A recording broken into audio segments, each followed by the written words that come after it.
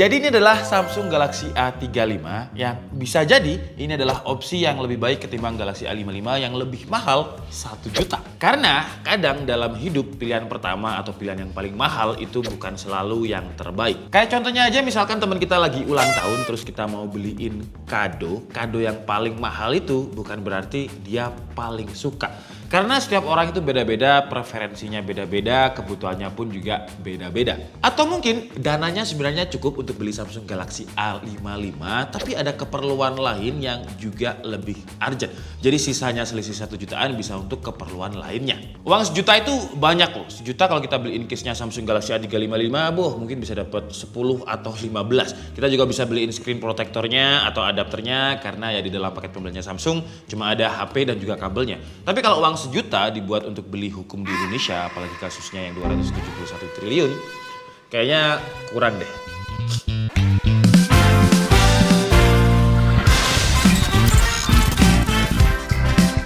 Toh dengan selisih 1 jutaan, si Samsung Galaxy A355 ini feel-nya masih mirip-mirip sama Samsung Galaxy A55. Dan fun fact, Samsung Galaxy A35 ini sebenarnya adalah Samsung Galaxy A54 yang di-rebranding jadi A35. Chipsetnya aja sama. Dia pakai Exynos 1380 dengan fabrikasinya 5 nanometer, RAM dan storage 8 GB, terus ada pilihan 128 dan 256. Layar juga sama-sama Super AMOLED dengan 120 Hz, peak brightness di 1000 nits. Malah A35 proteksinya lebih baru dengan Gorilla Glass Victus. Sementara A54 dulu itu masih pakai Corning Gorilla Glass 5. Bahkan bukan cuma dari sisi spesifikasi aja, dari sisi desain mirip juga.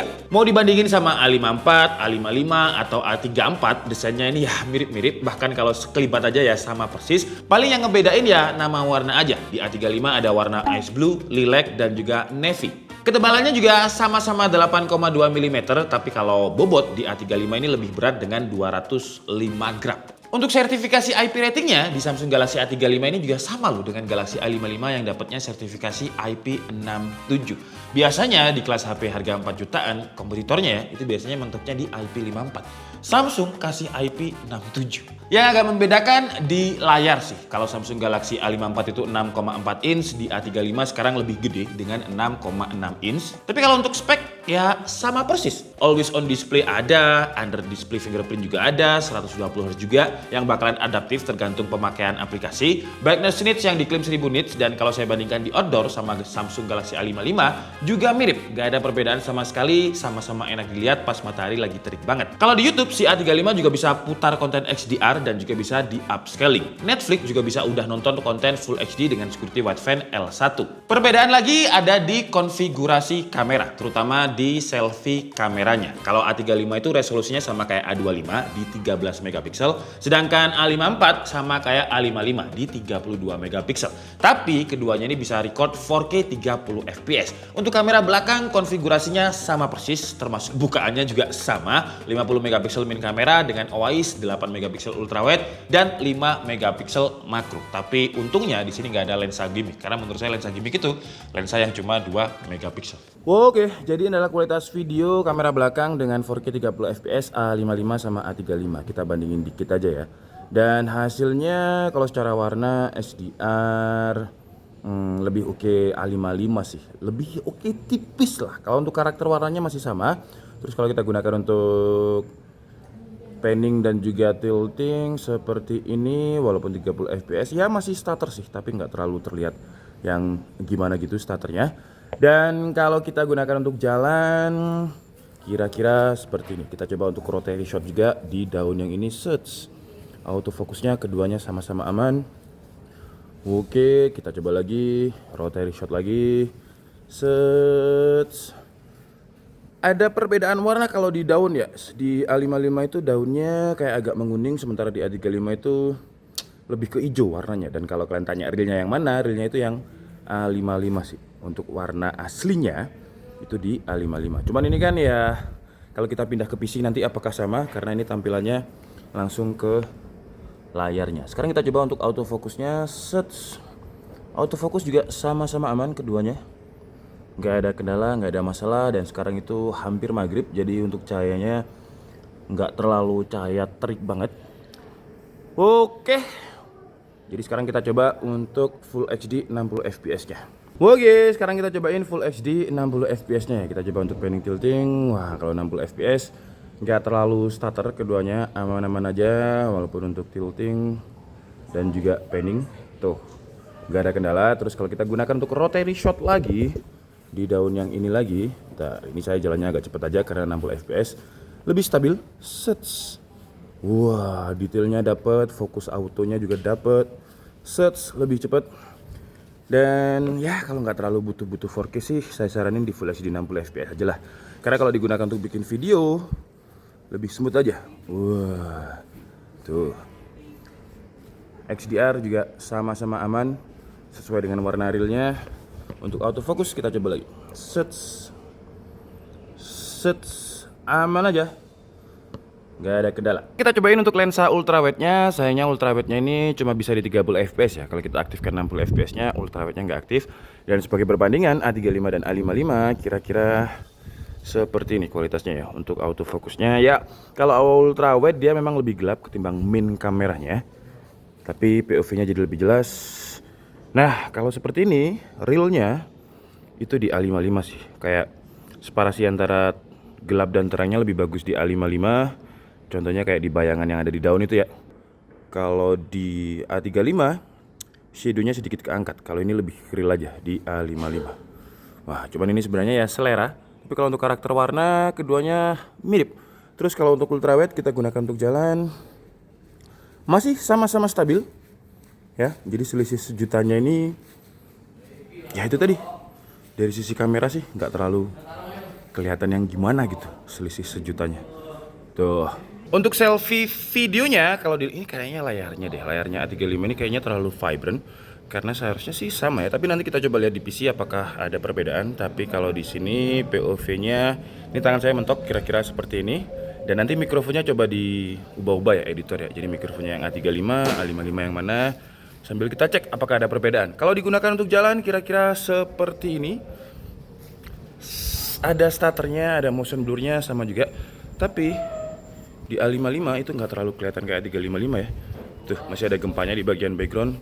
Di A55 lebih stabil. Terus kalau kita gunakan untuk muter kayak gini, tuh ini lebih kelihatan nih. Di A35 lebih kelihatan ada motion blurnya. Wah. Walaupun memang secara resolusi spesifikasi kameranya sama, tapi karena chipsetnya beda, jadi ISP-nya beda juga. Tuh kelihatan kan kalau saya gerakin kayak gini.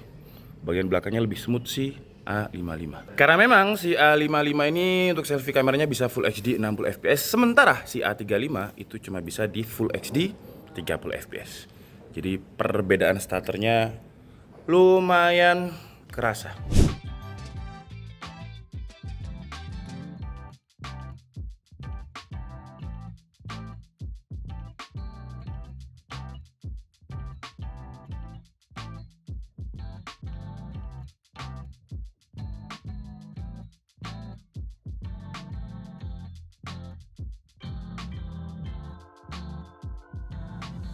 Nah, selisih terbesarnya dengan uang 1 juta tadi itu ada di chipset. Kalau beda chipset, ya beda performa. Di Antutu 10, A55 itu bisa dapat sekitar 730 poin. Sementara Samsung Galaxy A35 dengan Exynos 1380 yang sama dengan Galaxy A54 itu hampir 600.000 poin. Kalau pakai cooling, si Samsung Galaxy A35 ini nambah sih, tapi nambahnya juga nggak begitu signifikan dengan skor Antutu 10-nya itu di 608.000 poin. Lanjut di Geekbench 6, skornya dia dapat segini. Ya skor yang sama juga dengan Samsung Galaxy A54. Untuk suhu CPU-nya ketika kita tes pakai CPU throttling selama 30 menit ya dia nggak terlalu stabil sih, tapi masih bisa menjaga performanya di sekitar 80%. Untuk stability test di wildlife stress test dia dapatnya itu 98,8%, tapi kalau untuk yang ekstrim itu dapatnya di 94,3%. Lanjut, sekarang kita coba dia untuk gaming. Walaupun kayaknya kalau seri A35 itu bakalan jarang banget dipakai untuk gaming, tapi nggak apa-apa, kita coba aja. Di Mobile Legends dia dapat settingannya ultra, frame rate-nya super. Jadi dia bisa dapat average FPS itu di 90-an dan drop-dropnya itu cuma di 78 FPS. Angka yang masih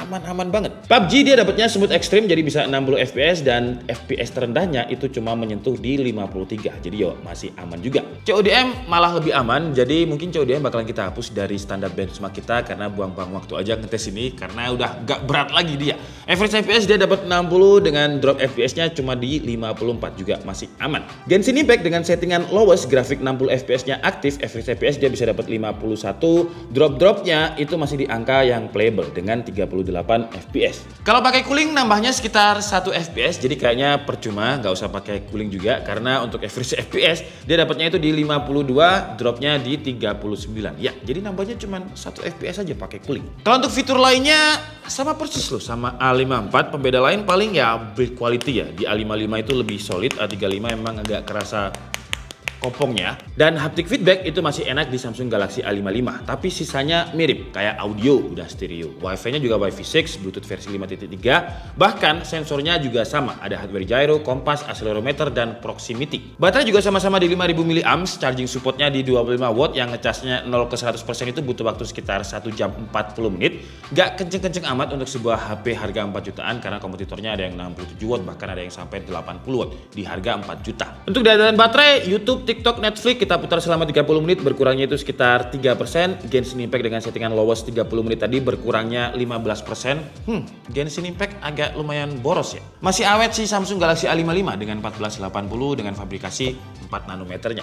Jadi kesimpulannya, si Samsung Galaxy A35 ini buat siapa? Ya buat pecinta A series yang nggak mau ngeluarin uang lebih untuk Samsung Galaxy A55. Poin utamanya di situ sih. Tapi perbedaannya ya cuma di beberapa sektor aja. Kayak fitur dual kamera emang nggak ada ya di A35. Tapi jujur emang fitur dual kamera ini kalian pakai. Terus performa ya masih bisa diandalkan, selisihnya sekitar 20% lebih kenceng si A55. Kamera sih walaupun selfie kameranya A55 ini lebih gede, tapi ya mirip-mirip aja hasilnya. Kalau nggak di zoom banget itu nggak kelihatan. Terus pertanyaannya, kalau misalkan kalian punya Samsung Galaxy A34, apakah perlu untuk upgrade ke Samsung Galaxy A35? Menurut saya, kalau Samsung Galaxy A34-nya masih normal, masih baik-baik saja, nggak perlu upgrade kok. Kecuali kalian memang user baru yang pengen berpindah ke Samsung, kalian bisa cobain sih Samsung Galaxy A35, karena harganya nggak semahal A55, tapi fiturnya masih mendekati. Saya Andika Sabudi, and see you on the next video. Bye-bye.